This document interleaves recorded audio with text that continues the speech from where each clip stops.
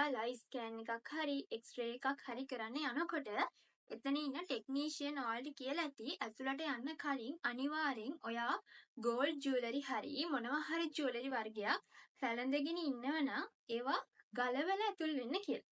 මෙහෙම කරාට ඔයා හේතුව දැනගෙන හිටියද? මේකට ප්‍රධාන හේතු සාධක 3ක් අපිට ගන්න පුළුවන්.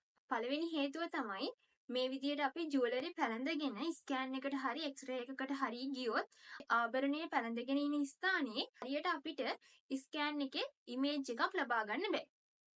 අංක 2 ගෝල්ඩ් කියලා කියන්නේ විද්‍යුත් සන්නායකතාවය ඉහළ ලෝහයක්. මෙන්න මේ කියන විද්‍යුත් සන්නායකතාවය නිසා අපේ ශරීරයට පිලිස්සීම් හානි එහෙම නැත්නම් තුවාල වෙන්න පුළුවන්.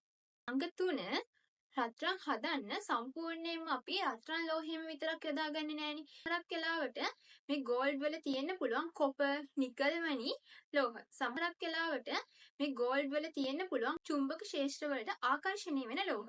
ලෝහ ආකර්ෂණය වෙන්න පුළුවන් ඒ උපකරණයට. මෙන්න මේ කියන හේතු සාධක නිසා තමයි ඔයා ස්කෑන් එකක් හරි එක්ස්රේ එකක් හරි කරන්න යනකොට අනිවාර්යයෙන්ම මේ ජුවලරිස් ගලවලා ඇතුල් වෙන්න කියන්නේ. එහෙනම් තවත් මේ වගේ වීඩියෝස් බලන්න ෆලෝ කරන්න. ගිහින් එන්නම්. බයි.